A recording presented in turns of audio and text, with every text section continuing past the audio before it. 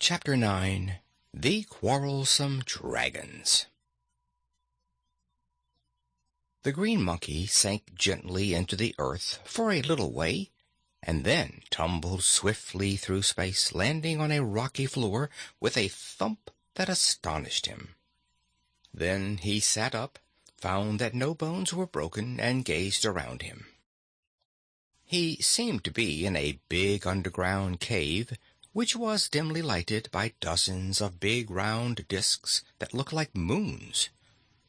They were not moons, however, as Woot discovered when he had examined the place more carefully. They were eyes. The eyes were in the heads of enormous beasts, whose bodies trailed far behind them. Each beast was bigger than an elephant, and 3 times as long, and there were a dozen or more of the creatures scattered here and there about the cavern. On their bodies were big scales as round as pie plates, which were beautifully tinted in shades of green, purple, and orange.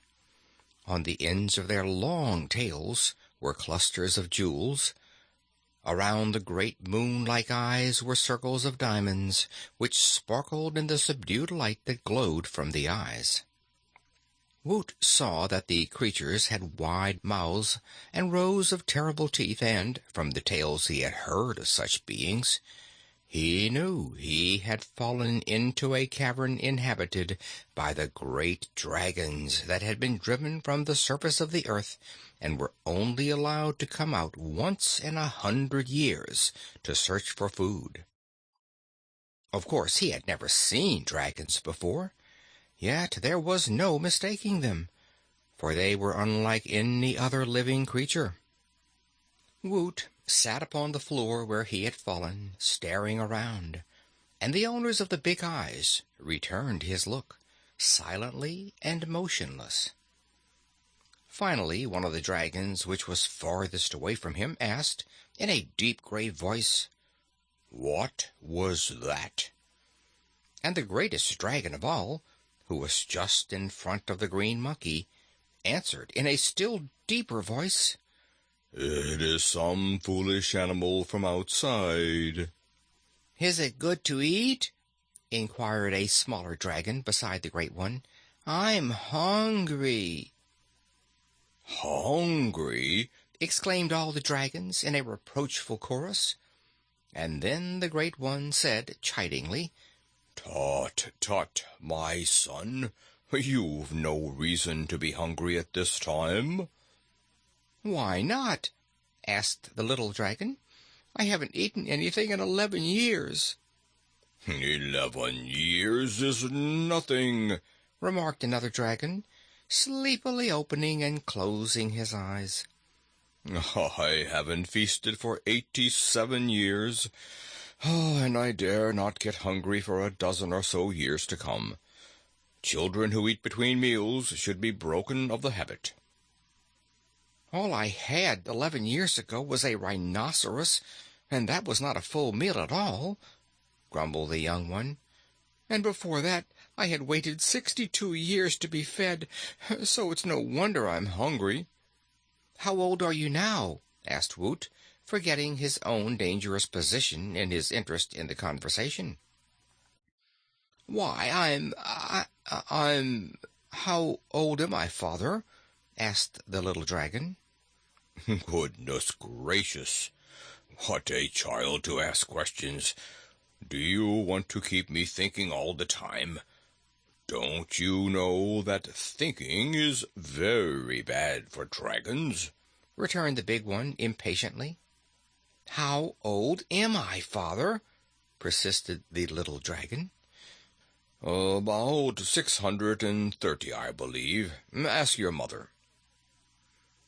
"No, don't," said an old dragon in the background. "Haven't I enough worries, what with being wakened in the middle of a nap, without being obliged to keep track of my children's ages?" "You've been fast asleep for over 60 years, Mother," said the child dragon. "How long a nap do you wish?" "I could have slept 40 years longer. And this strange little green beast should be punished for falling into our cavern and disturbing us." "I didn't know you were here, and I didn't know I was going to fall in," exclaimed Woot. "Nevertheless, here you are," said the great dragon, "and you have carelessly wakened our entire tribe. So it stands to reason you must be punished." "In what way?" inquired the green monkey, trembling a little. Give me time, and I'll think of a way. You're in no hurry, are you?" asked the great dragon. "No, indeed," cried Woot. "Take your time. I'd much rather you'd all go to sleep again, and punish me when you wake up in 100 years or so." "Let me eat him," pleaded the littlest dragon. "He is too small," said the father. "To eat this one green monkey would only serve to make you hungry for more, and there are no more." "Quit this chatter and let me get to sleep," protested another dragon, yawning in a fearful manner, for when he opened his mouth a sheet of flame leaped forth from it and made Woot jump back to get out of its way. In his jump he bumped against the nose of a dragon behind him, which opened its mouth to growl and shot another sheet of flame at him.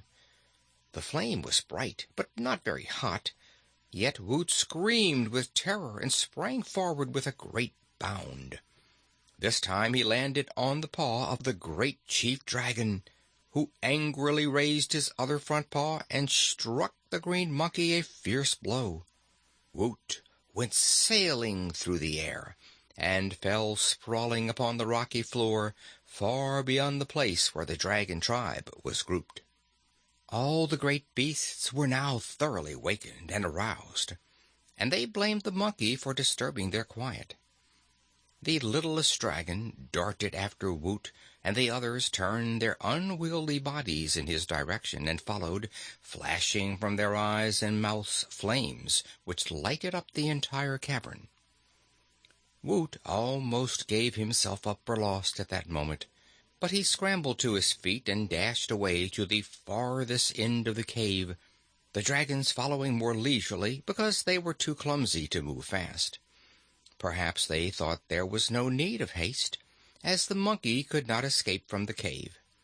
But away up at the end of the place, the cavern floor was heaped with tumbled rocks, so Woot, with an agility born of fear, climbed from rock to rock until he found himself crouched against the cavern roof.